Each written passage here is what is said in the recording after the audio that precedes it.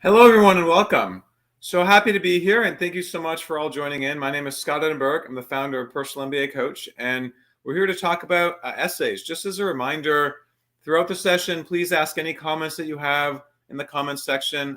Please like the video and comment it and like it again, and we'll kind of get things underway. But I went to MIT for undergrad, Wharton for my MBA, and we'll kind of get into this process here. So for those of you that are not familiar with the M7, right? So M7, that stands for a bunch of different schools: Harvard, Stanford, Wharton, Chicago Booth, Kellogg, MIT, Columbia, etc. So I'll give you a little bit of overview of Personal MBA Coach and what we do, and then we'll get into the meat of the presentation, which will have analysis of this year's 2023 to 2024 M7 essays. And a lot of this comes from insider information. We have former admissions directors from a bunch of different top schools. So we have admissions directors from Wharton, we have from Columbia, we have a former Kellogg admissions director, we have a former MIT Sloan admissions reader, actually read for the LGO program as well. And so we took all their insight, wrote up some analyses, and here we are today. So a little bit about Personal MBA Coach. So top ranked on many different sites out there. I got more reviews than any consultant in the world last year. I've been a speaker at the annual GMAC conference before with all the admissions directors. Overall, for the company, we have a 96% success rate. That's since we started. Last year, it was higher. Like basically everybody got in. Last year was a great year, and we got over $10 million in scholarships. Boutique, family operated. So I run the company with my sister who lives down the road from me. We work 7 days a week, for better or for worse, and everybody either works with myself, the founder, or a top former MBA admissions director. We don't have any junior consultants or recent graduates or anything like that that some other firms have. So you can network with folks at all the top schools. We help you to figure that out, and pretty robust project management system that we can talk about a little bit later on. So again, went to MIT for undergrad, studied at Sloan, was a teaching assistant for one of the MBA courses as an undergrad, worked at Deloitte doing M&A consulting for a few years, and went to Wharton. I took a couple summers of economics courses when I was in high school at Wharton, liked the curriculum, and wanted to go back for the MBA. So went there. I've worked in a number of different industries, and on the board of directors for AGAC. That's the Association of International Graduate Admissions Consultants. If you're looking for a consultant and you're not sure about AGAC, Google AGAC, look them up. It's the body that has all the great, ethical, strong consultants. By being on the board, there's a lot of stuff that we do with admissions directors. We analyze these fake profiles each year and debate who's getting in and that sort of thing. So it's a great organization. Look it up, and we have some different fairs through that as well. So again, MJ Shores, former Wharton and UCLA admissions director. We have Frank Nebu, who's a former Kellogg admissions director, also the MBA recruiting lead at Deloitte. And then Nicole's a Columbia admissions director. Then we also, as I mentioned, we have an MIT Sloan. And then Erin, my sister, used to go to Yale for MBA on a large scholarship, former Forte scholar, and used to work at Bain and some other companies. So what are some things that we do here? We help you with the whole process. I'll talk more about the process at the end of the webinar, but everything from figuring out your story, early planning, right? What are the things you can be doing to improve your profile between now and when you apply? Is this the right time to apply? We have essay guides for all the schools. A lot of them are written by former admissions directors. We have samples from many, many top clients that get in and get lots of scholarships. And again, with over 10 million in scholarships, a lot of folks have some good content to share. And we have some of the best editors out there. So all of our editors have PhDs or masters from top schools, including Harvard, and then Yale, Columbia, et cetera. So let's get into the presentation and talk a little bit about essays. Essay writing is complex, right? It's a multi-step process. So if you're applying in round one and you haven't started yet, cancel your plans, right? Let's say you got the movies coming up, or you're going on a date, or you have dinner. Who cares? It's not important. Look, it's the end of July, or maybe even later, maybe it's August, or maybe it's October or November, or whenever you're watching this. Now's the time to get things into gear if you want to try to hit round one. It is not too late. For those of you sitting there thinking, I wonder if I can do it. It's kind of probably too late. It is not too late. You can still do it. So just get moving, open up the computer, take some sick days, and you have plenty of time to get things underway. So first step is to brainstorm, right? Think about the ideas. I was just brainstorming with one of my favorite clients today on Harvard, right? And we were talking about her Harvard essay. What are the topics that we cover, right? So we came up with some ideas offline, She came up with some ideas. We kind of came together and figured out what the right story is. And so that's brainstorming, right? Going over an idea, talking about it more, saying, I could talk about it that way. I could talk about it this way. Then outlining. Once you have the theme, put it into bullets. If you start from a blank piece of paper and you just write 900 words or 500 words, it's probably not going to be that good, right? Structure it so that you don't ramble, you don't run on. Of course, draft, edit again and again, and proofreading. And 4 is what's going to take the longest time. So it's a process. These are some general principles, right? Answer the question asked. And we'll get into the actual essay questions in a minute, but a couple of these points might be helpful. If they're not helpful, get a coffee and come back. Answer the question asked, right? If you are writing something that's not what the admissions directors are looking for, they probably don't want to read it, right? We have these top pitfalls presentations that we give as well. Again, like this video, comment. If you want more videos, subscribe to GMAT Club YouTube, subscribe to Personal MBA Coach YouTube. Visit our website, personalmbacoach.com. We have a lot of content, a lot of videos and PowerPoints and a lot of other stuff. We have behind the MBA admissions curtain, and we have a top pitfalls that talks about other things like answering a question, right? So if the school doesn't ask you something, they don't want it. So let's say you're applying to Kellogg, right, which we'll talk about, and they don't ask formally about their goals in their essays. Don't start writing about your goals. Don't write too much about the background or your family if it doesn't feel like that's what they're looking for. Now, if you're hiring a consultant that knows the inside tips and tricks, as we do, of course, listen to the consultant. But other than that, just ensure that your essay fits with your story. Right, try not to repeat yourself too much.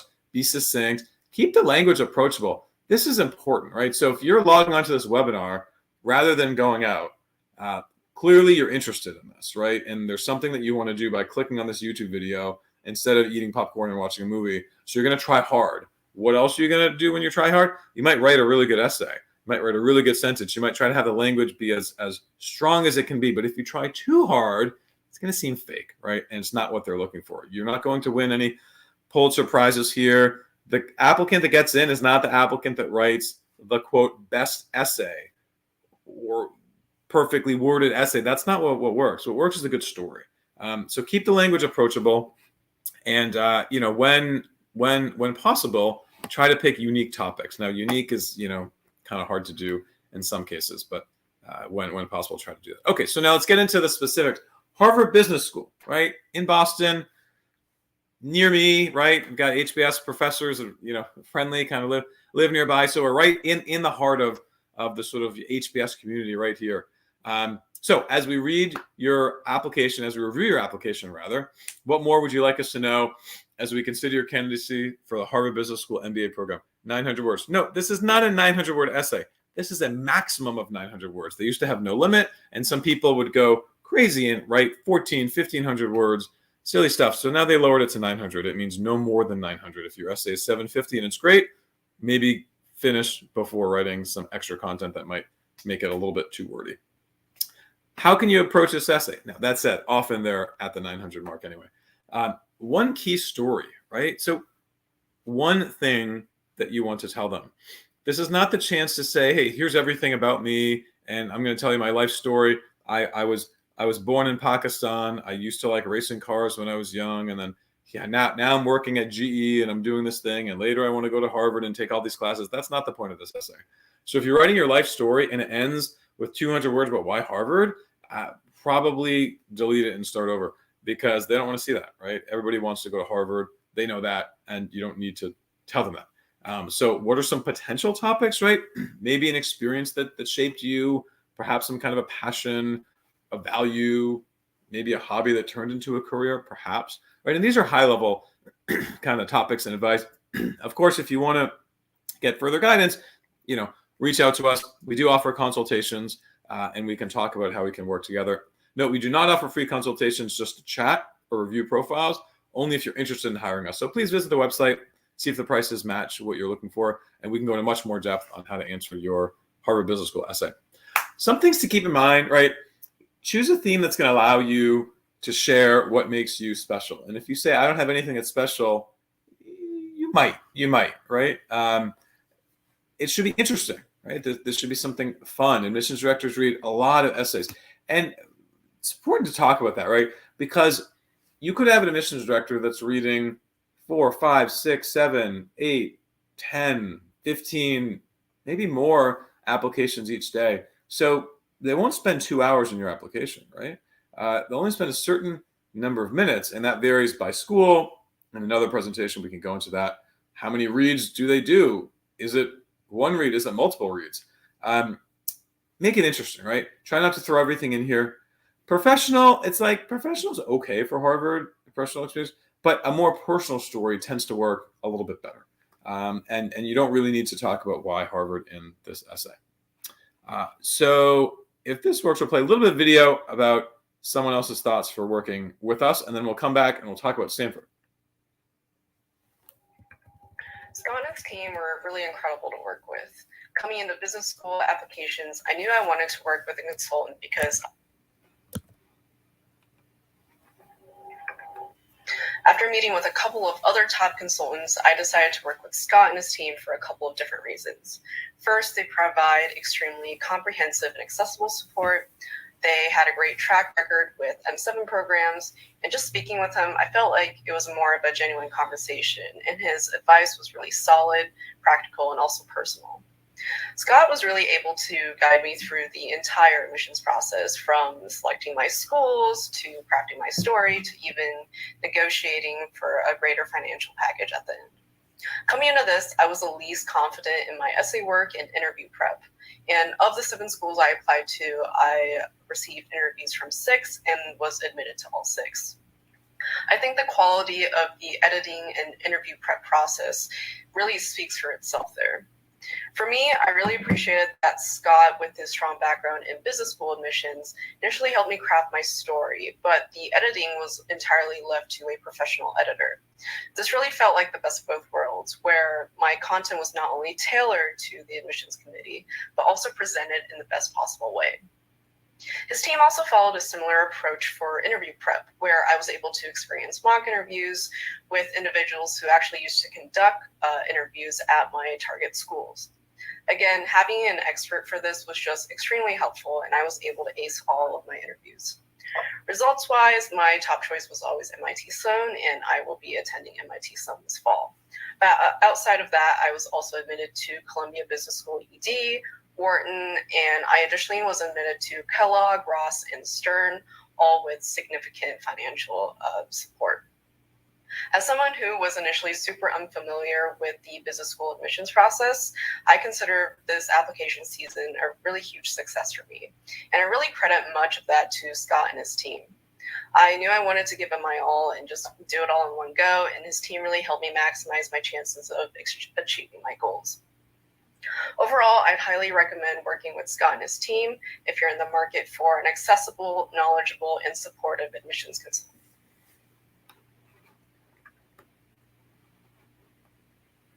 Okay, so he was modest, over 500,000 in scholarships. So very, very proud, and congratulations again. So Stanford, right? Stanford SAA, what matters most to you and why? This is where we want to think about the personal story. We have other webinars on personal story, and I think there's some on GMAT Club YouTube channel that you can find. That's an hour where we just talk about developing your story, so we won't get into that today. But like, maybe what's one word to describe you? What's one sentence to describe you? What about three sentences, right? These are exercises that we go through with clients, and your personal story ends up being quite important for, what matters most to you and why. Take a risk, right? Most of you won't get into Stanford. And because of that, right, if you want to try to get in, you really want to sort of go out on a limb. When a school takes 6 to 8%, depending on the year, it used to be only 6, now it's creeping up a little bit, probably coming back closer to 6, given the recessionary period we're entering into, with more applicants coming into the marketplace. That's a low number, right? So you can't just write a general essay, right? Take a risk, be bold.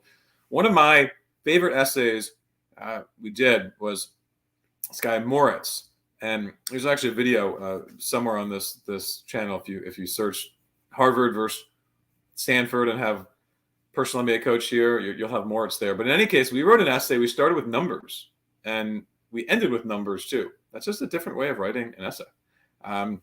So, focus, right? A narrow theme is best to you, or what matters to you. This is not the time to say like being a good person or trying hard or learning in all instances or never giving up, right? Like if you have a theme like that a lot of you could use, it's probably not very ownable, right? So make sure your theme is ownable. So strong answer is going to balance the why and the what. That's important. Some people forget about that. What matters most to you and why? The why is very, very important. If there's not a reason why something matters to you, I mean, you could have this very deep theme of I don't know, alleviating poverty or solving world hunger, right? That's a big thing. But why? Like, why do you care about that, right? So I think that's more important than the what, but you definitely want to include both. Try to not make this feel too forced, right? And if you can, speak from the heart. Now, some people come to me and they say, I don't really have anything, right? So that's a challenging conversation. We had a great applicant, and you might recognize it too if you're watching this, but strong applicant, private equity professional, one of the top PE firms, great GPA, great undergrad. We had 3 different sessions before we figured out what we're writing about for Stanford. We just couldn't come up with something. It was hard, right? So it's not something that's going to come instantly. If you brainstorm for 20 minutes, you don't find out a topic that works for you, try again, sleep on it, come back again. There was just a little exercise that we did at Columbia Business School, and actually shout out to Columbia Business School, that amazing professor that taught us this.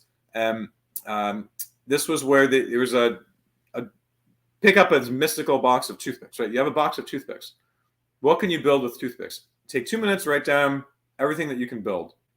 So you write down this list, and then you say things out loud. What are you going to say? And then, okay, fine. Who got the most? 2 more minutes, write down new things. So now you're like, wow, I just wrote down everything in 2 minutes. How can I possibly come up with new things? So 2 more minutes. Then you do something else. You talk about the results. Okay, everybody's tired. Now, 2 more minutes. At the end, you're like, oh my God, how can I possibly come up with more things I can build with toothpicks? In the last 2 minutes, that's where the best answers came from, always in the last session.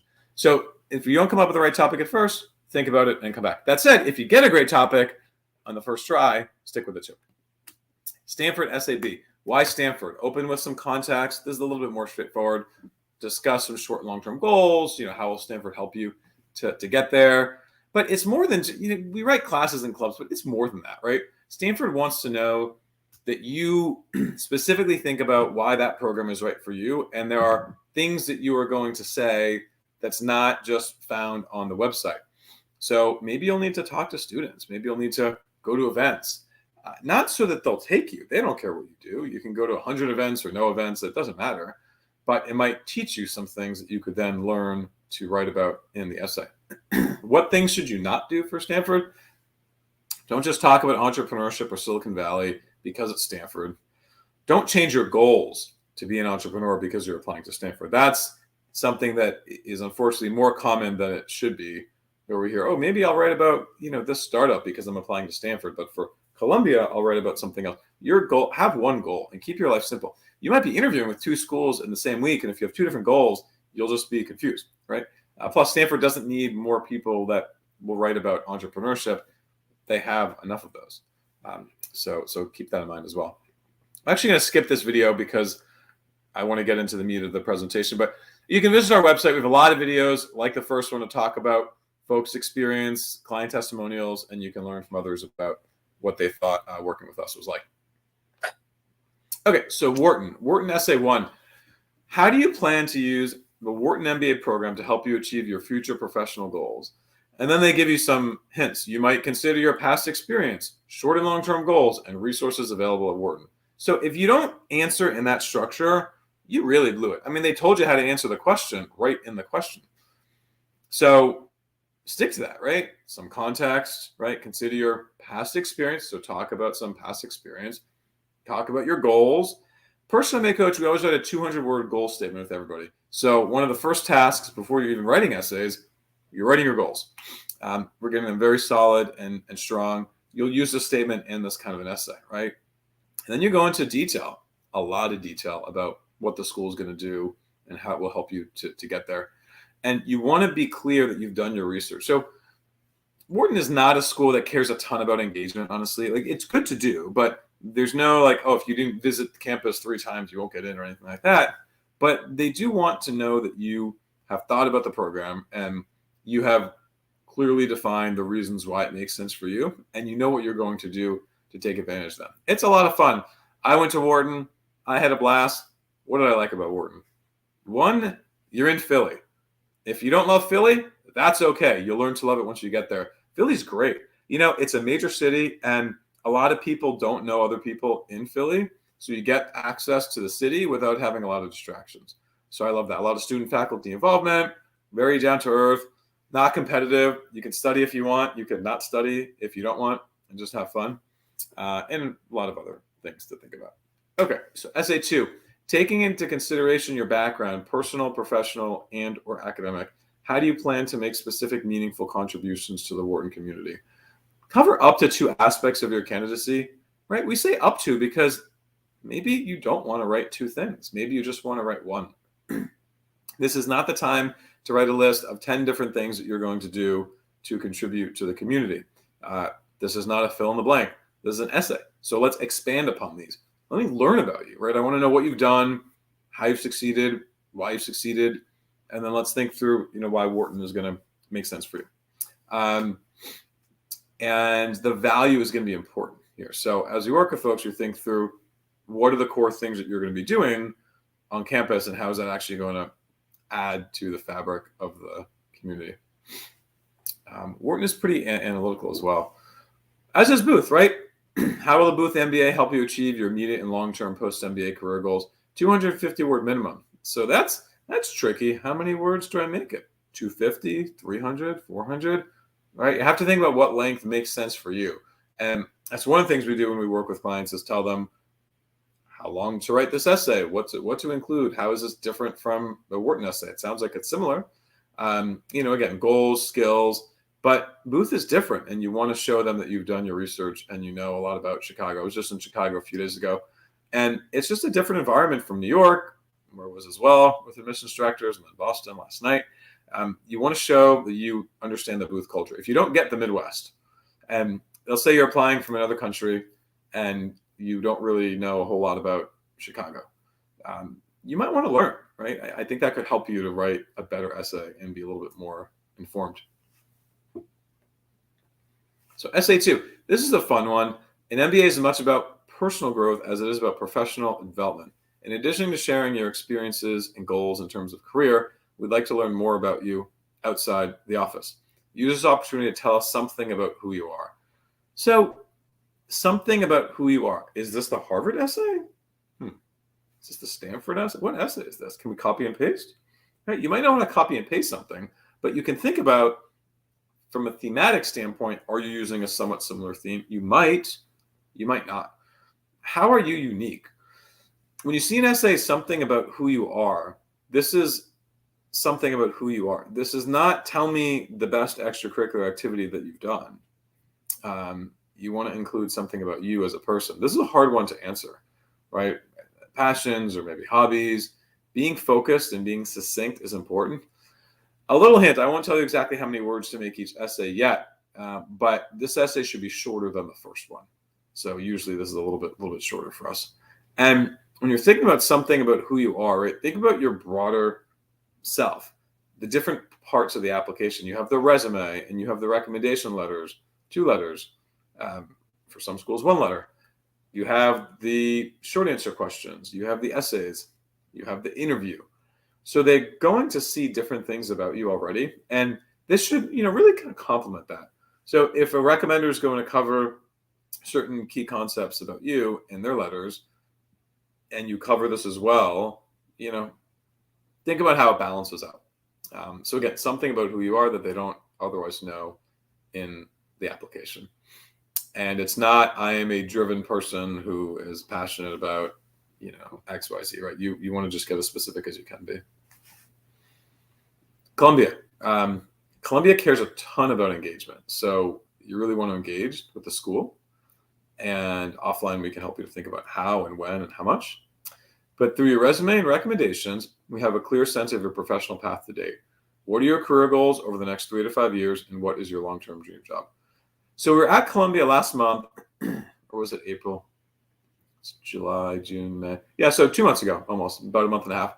And met with their whole team, the new head of admissions, Claire. talked a lot about what they're looking for and some changes. Columbia is no longer rolling. So that's a big change. And I'm sure most of you know that by now. But it used to be the sooner you submit the application, the more likely you are to get in. And they had this early decision thing where you could commit to give $6,000 that a lot of people reneged on anyway. Ended up being not really worth doing. So they just got rid of it. So now just rounds, just like all the other schools. But round one is still better to apply in than round two. And the delta between round one and round two at Columbia is going to be bigger than the delta at Booth. Little hint. So what do you do here? You include your goals. Now, I won't get into a ton of detail on exactly how to do it. If you want that, you can work with us and we can help you. But you'll write a different number of words for goals than you would for Wharton, let's say. Again, short and long-term goals are included here. One of them might be more important than the other. They care a little bit more about short-term goals. And, dream big, but it's not, they say, what is your long-term dream job? This is not the time to say, I'd like to be Jeff Bezos, or I'd like to be CEO of a 2,000 person company. Long-term, it's 7 to 10 years from now, which is not the ultimate career path. I am way past my long-term goal at this point, and I don't think I'm that old, although I'm a lot older than you all. So long-term at 10 years out, 7 years out, right? It's not the forever plan. That's why you want to stay logical here. And past experience, just for context, this is not the time to write tons of stuff, and you'll write a little bit about how CBS can help you to get there. And they have a new essay. Well, it's not new. It was new a couple years ago. Then they got rid of it, and now they brought it back again. It's Phillips Pathway, right? So through PPIL, students attend programming focused on 5 essential skills, diversity, equity, inclusion skills: creating an inclusive environment, mitigating bias and prejudice, managing intercultural dialogue, addressing systemic inequity, and understanding identity and perspective taking. So you have to think about a time when you were challenged around one of these skills: situation, actions, and the outcome. So this could be really hard. This has been the most difficult essay to brainstorm live with clients this year. And we've done this a lot. We do a ton of work with Columbia. And, when we had, Nicole write our guide, or former Kellogg, Columbia admissions director, it was important to think through, right, what do we do with diversity? Because when you think about diversity, right, some people have really good examples. They've done great things. They transform the way that recruiting happened at the company to increase the number of underrepresented hires by 30% in 2 months by doing X, Y, Z, and boosting employee morale and profitability doubled. That's a great story, right? But what if you don't have that? And even if you do have that, what did you do within that, right? So it's not so much that yes, outcome is great, but your actions are more important than the outcome. Because most likely, unless you're an entrepreneur, and we have a lot of entrepreneurs and a lot of folks in family businesses and things like that, so maybe you can write that. But if you're an average person working at a large company, most likely what you did didn't lead to a huge change, maybe a small change, right? But it's still important to see what you specifically did and what that change was, even if it's a small change. And so what I mean by that is, if you did something that's a little bit more unique, let's say, even if the result isn't huge, then that could be kind of interesting. Diversity, you can have diversity in a lot of different ways. Diversity of thought, diversity of perspective. Doesn't have to be just the color of your skin. There are many different ways to think about diversity. This is a tough question, but becoming more and more important to schools each year. And then, why do you feel Columbia Business School is a good fit for you academically, culturally, and professionally? Last year they had a 300-word essay for this. The year before they had a 250-word essay. Now they got back to 250 words, and here we are. You want to be clear about why Columbia is right for you, right? So list some offerings, talk about clubs, maybe something New York related, right? They're in New York. The cultural fit bit is interesting. What does that mean? Cultural fit. Do you know what the culture of Columbia is? If you don't know, then maybe you need to talk to people. If you know, what aspect of that do you want to highlight? And what am I going to learn about you, right? If you look at these questions, right, let's go back to the first one. First one is about goals. What are your goals, short-term and long-term? Okay, so that's kind of boring, right? That's very straightforward. Then you've got diversity. I'm going to see some example of you and what you did around diversity. I might learn something personal from you. I might not, right? And then we have why Columbia. So if you answer the question as it asks, I don't really know much about you, right? Up until I do this essay. So let's try to tell them more things about you in this essay so that as they're reading everything, they have a more complete picture. And that's why this, cultural fit ends up being pretty important. So Kellogg's a beautiful campus. We were there a few years ago, I think just before the pandemic. So Kellogg leaders are primed to tackle today's pressing concerns everywhere, from the boardroom to their neighborhoods. Tell us about a time in your life where you've needed a combination of skills to solve a problem or overcome a challenge. What skills did you use and what did you accomplish? This is a new question this year, and we've been analyzing this internally a lot because we have Frank Nebu, a former Kellogg admissions director, on the team. And what we come back with, and these are just a few points, professional or extracurricular examples, right? They can both work. You really want to show how you've demonstrated leadership and added value through this. And the skills thing, what's interesting is needed a combination of skills to solve a problem. I don't think I've ever seen an essay worded like that before. Now, this replaces their leadership question that they used to have. So clearly, they want to see you as a leader, right? That's been in the DNA for a while. They've had some changes at Kellogg in their own leadership and admissions, but still, they want to see you as a leader and how you've led. What skills did you actually have to use, right? And when and how? If you can carry this to, other endeavors. So I learned this, and based on that, here's what I'm doing now in my life or career. That's, going to be a little bit different. That's something that's worth highlighting.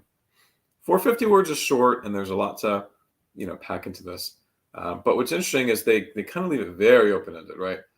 Tackle today's pressing concerns from the boardroom to their neighborhood. So really anything. They're saying anything that you could have done, you can write about in this essay. So next, at Kellogg, our values are based on research that concludes organizations comprised of leaders with varied backgrounds and perspectives outperform homogeneous ones. How do you believe your personal and professional experiences to date will help to enrich the Kellogg community? This is pretty broad, right? So what are your perspectives? That's what they want to know, right? They want to see how you are going to come into this class and what are you going to bring to them. This is a diversity question, maybe, if it can be, right? Let's share your story. Think about how you're going to add to diversity of Kellogg as you answer this, right? Think about past, think about future, and then be clear about why Kellogg. We're thinking a lot about this question because there are different ways of answering it, and you have to think for yourself what you're going to do. But I feel like a strong, focused answer is going to be better than let me list these 6 different things that I'm going to do based on my background, right? Because you want to read an essay and walk away with it with a pretty strong and clear answer. MIT, so you have to submit a cover letter, right? And we didn't paste the full question here, but submit a cover letter seeking a place in the MIT Sloan MBA program. Standard business correspondence, one or more examples, yada, yada. So 300 words. What do you do with the cover letter? First of all, the first thing I would suggest you to do, and this building is great. So again, I went to MIT for undergrad and studied at Sloan. Pretty close to Sloan. We send a lot of people there too. This building was built when I was on campus, and it leaked all the time. It was like this, super expensive architecturally designed building, and look at the windows. It was very, very poorly executed. Anyway, so cover letter, right? Ask for a place in the MIT Sloan class. Think about your accomplishments. Don't just list the resume. It's a cover letter, right? You have to expand upon things. And this is the biggest one. Highlight what you will contribute to Sloan. A lot of people don't do this. You have to talk about that as well. This isn't just you, what you've done. What are you going to do at Sloan to help the community? There's also a video for MIT. And as you think about the video, you want to think through how to be yourself, how to be real and honest throughout the video. Actually, that's a good point to talk about for videos for other schools too, right? So a lot of these schools have videos, and this is a little slide on us. Our clients got over $10 million last cycle. Last cycle means last year. And our clients go to all the top schools. So let's think about some schools that have videos. Yale has videos. INSEAD has videos, right? And others too. But when you think through the videos, you want to present yourself as authentically as you can, right? So you're watching me. You all have some kind of perception of me at this point. Hopefully it's somewhat positive. You can't throw tomatoes through the computer. But you have your impression, right? Someone's going to have an impression of you instantly as soon as they see you on camera. You want that impression to be somewhat positive. Like, I think this person is smart, nice, likable. For one thing, for videos, relax. Nobody gets rejected just because of the video. I was actually talking with the Kellogg admissions director who said literally they didn't reject anybody just because of the video. That doesn't mean if you perform poorly on the video, that doesn't mean that you will get in, right? But likely you messed up somewhere else in the application as well. So it's not just the video. Be excited, right? Talk loudly. If you're not someone to talk loud, then get a really good microphone. That's a little tip, right? If the microphone in my computer, it's just wherever it is. It's like I don't have any microphone. It's whatever's on this laptop. So I'm talking loud enough that you can all hear me clearly. Sometimes I see videos where it's like this and I'm not sure what you're saying and it's sort of quiet. That's not going to help. So have whatever technology you need to make yourself seem loud and engaging, even if that's not you. Look directly at the camera. I don't always do that, but it's a good thing to do. What else? I guess that's enough sort of points for now. I'm going to go over the process very briefly. And please ask any questions you have in the comment section. And we've got a bunch of questions. We'll start to answer some of them. And then we'll also probably have some time to just talk about where we are in the world, not politically, but thinking about timelines, thinking about this year versus next year, round one, round two, like talk about all those things, because those are often things that people are interested in. So if you want to do tutoring, we have some of the best tutors in the industry. First firms to offer EA tutoring. We have in-house software to use to guide through the sessions with modules and sample questions and thousands of answers. So we can talk more about the tutoring offline. But our clients do really well with tutoring. Everybody raises their scores. We brainstorm, we figure out what stories you should cover, right? Select the schools based on like personality and profile, all the essay editing, all the resume editing. We have some of the best editors out there, masters, PhDs from top Ivy League schools, and a lot of guides, a lot of downloadables. Things are very centralized at the company. And so we're a little bit different from most consulting firms. If you want to learn more about those differences, reach out. Again, personalmbacoach.com. My phone, email, and website are all here. The website is the best place to go because then you can sign up for a consultation right there. Again, we offer consultations. If you're interested in working with us, we do not offer free consultations to discuss profiles. So please check the packages and make sure they fit your budget. If they do, we'd love to chat with you. And again, our clients got over 10 million in scholarships last year. So it's usually a moneymaker for folks. So we're going to go to questions now. And then I'm going to talk about timing and rounds and all that stuff. Okay. So let's see. Okay. Any insight on the fit for Booth? My understanding is that they emphasize heavily on data and using data for decision making. Anything apart from this we can express to show interest and fit. That's true, right? A lot of theory behind making decisions. Booth has many Nobel-winning economists. It's a little bit technical, a little bit quirky, real fun sort of social vibe. Other ways to think about fit for Booth. I mean, I think when you think about fit, right, the fact that you wrote that and right away I'm like, yeah, Roshan, like that's definitely the case, right? That means that a lot of other people might know that as well. And so try to not write something that multiple people might know. Instead, write something that makes sense for you. So you could talk about this startup piano thing that they have, this piano club teaching thing that they have that like nobody knows about. But you talk about it. You talk to a student. It makes sense for you. It's going to help you achieve your musical goals, which are part of your professional goals because of X, Y, Z. And all of a sudden, it's like, wow, this makes sense. Like this is real. He didn't just make this up. Now, is it something that they're quote known for? No, it's some random little piano club that you found. But it doesn't matter, because if you write only what they're known for, then that's something that anyone could write, right? So if I told you 3 great things to say about Booth, and notice I'm not doing that, right? And that's on purpose. Because if I did, then what, you're all going to write that, and then everyone's going to have a similar essay. It really should be your essay, right? And that's something that's important to think about, because people sometimes think through, what do admissions directors want to hear, which is not a bad idea. I mean, I network with a lot of admissions directors to learn about them and see what they want. But if you only write what they want to hear, and everybody does that, well, then they're not really learning about you as much, right? And what's different about you. So that's on Booth. Okay, here's another question. Does work experience matter in Harvard or Stanford?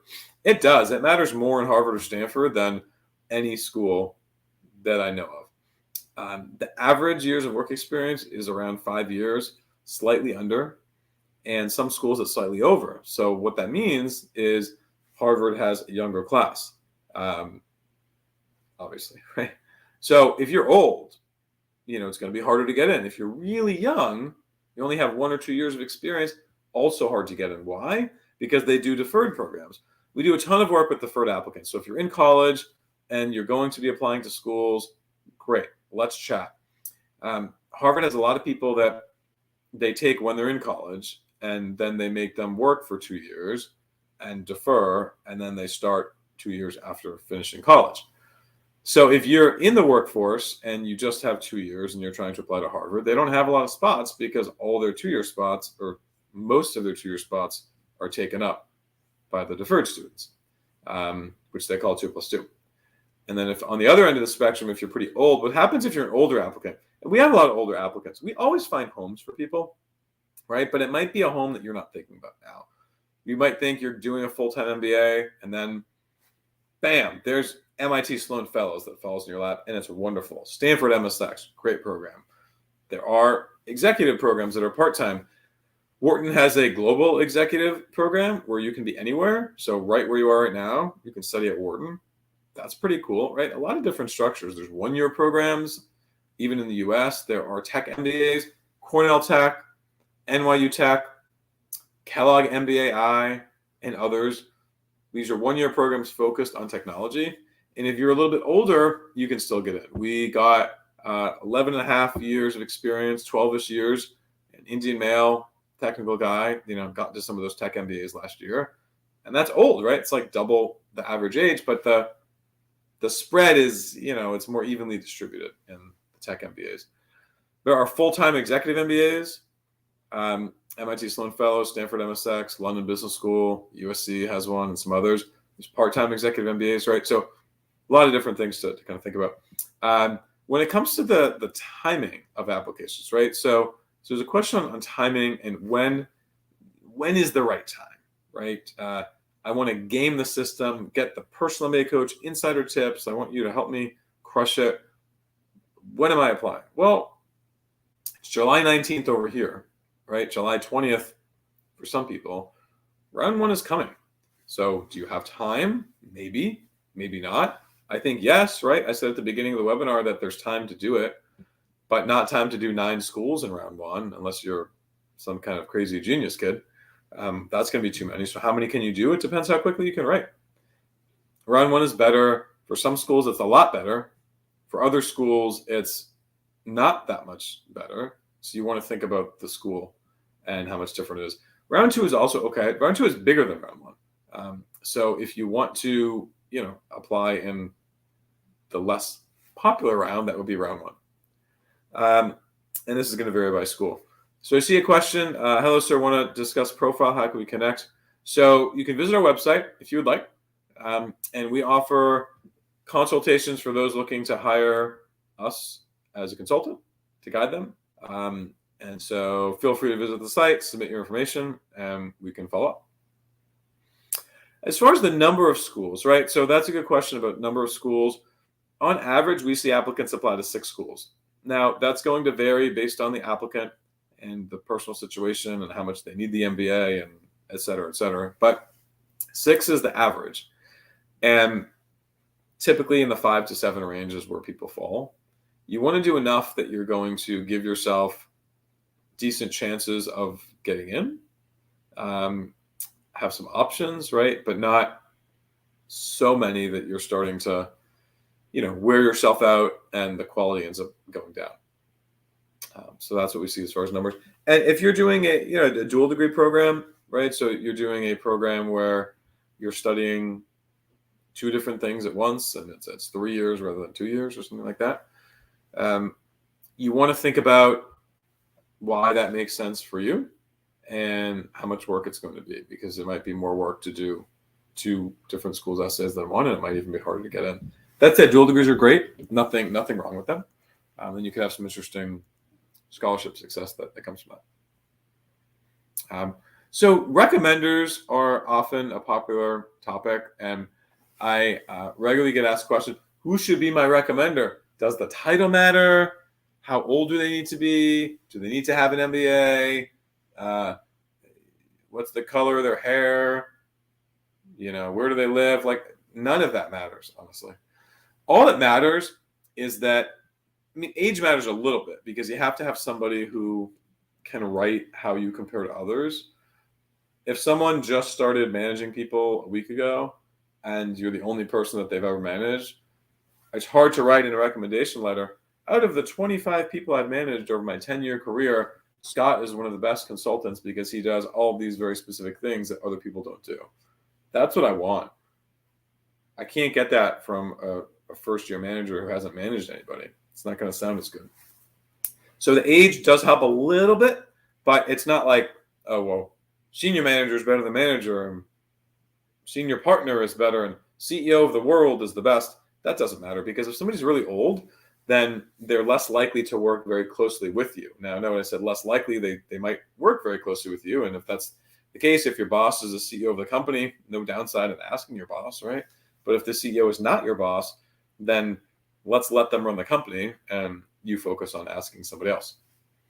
You want to ask them early. So like if you're applying to round 1 yesterday, definitely go right away. It's the summer and you're watching me at least on July 19th or July 20th. So if you haven't asked for round 1, I would get on that right away to make sure that they have comfortable time to write the letters. You don't want to write any letters for them. I know people do this. I know it happens, right? I get it. But it's a risk. I don't advise anybody to do it. You could get in trouble. Schools run these like language recognition software programs. They compare the language of the essays and the rec letters. And if you get flagged, you don't want to get flagged, right? So just don't take the risk. Find someone who can actually do it for you. So there was a comment about specific profiles. So we're not able to answer specific profile questions in this video because it's not, we don't have enough information about you to give that kind of guidance. So apologies for that. But if you have 15 years of experience, right, which is what I see from the comment, I would suggest, I can tell you general types of programs, but I would suggest an executive program. So either an executive MBA if you're okay with traveling or visas, or a executive full-time where the class is going to have 10 or more years of experience, right? And that way you're, kind of similar to the class and in line with other peers. When it comes to, and you want to tell the recommenders what they should write. You don't want to write the letter for them, but you can still give them guidance and tell them what they should write and why it's the right thing for them to write. Okay, so round 1, round 2, recommenders. Let's see what other questions do we have. Job gaps and work experiences. So look, we're in a weird period and people are losing their jobs. And if you did lose your job, I'm sorry. You'll hopefully be better off without them. They weren't very friendly anyway, right? Let's make you feel better. But anyway, joking aside, it's okay. People lose their jobs. I have 3 clients from one company that lost their job, like since they signed up with us. And wasn't that long ago, right? It's one company. So it happens and that's fine.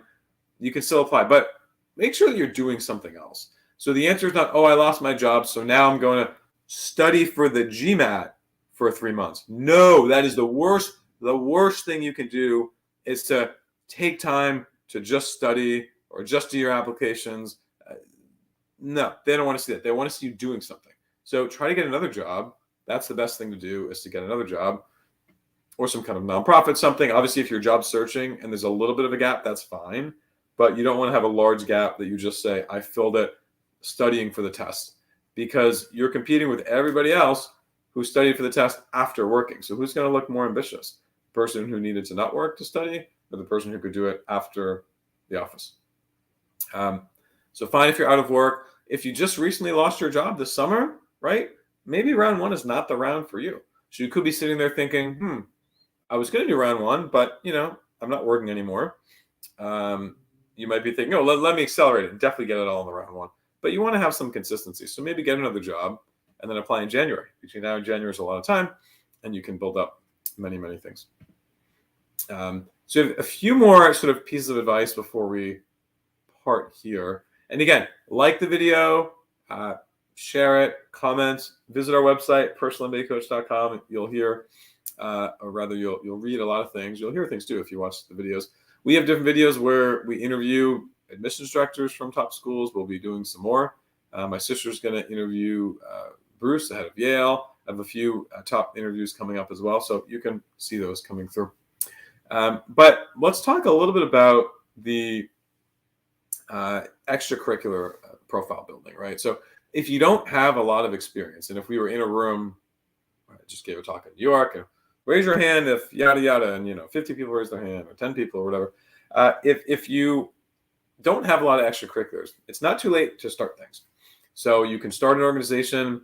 You can try to get on the board of an existing one. You want to make sure that it matches with your story and your overall profile and the success that you want to convey to the school. But it's definitely not too late to start things and really try to have impact in this organization. It's pretty easy to see through and to see what someone's doing that makes sense or doesn't make sense. Okay, so we did some analysis on the essays. Of course, we help well outside of the M7 as well. M7 is a large part of what we do, right? So that's why we talked about that. But if you're applying to a school outside, we're happy to help you with that as well. And with that, I don't think there are any other questions. So again, I'm Scott Edinburgh, founder of Personal MBA Coach. In case you logged in late, I went to MIT for undergrad, Wharton for my MBA. Been running this company for the last 16 years. We had over 10 million in scholarships last year, and more reviews than anyone else in the US on some leading review websites out there. And again, please like and subscribe to this to find other videos. And if you have other questions, you can reach out and ask, or visit our website, personalmbacoach.com. Check out GMAT Club's YouTube videos for some other cool videos. Check out our website with other videos. And wishing everybody the best of luck throughout this journey. And we hope to see you all soon.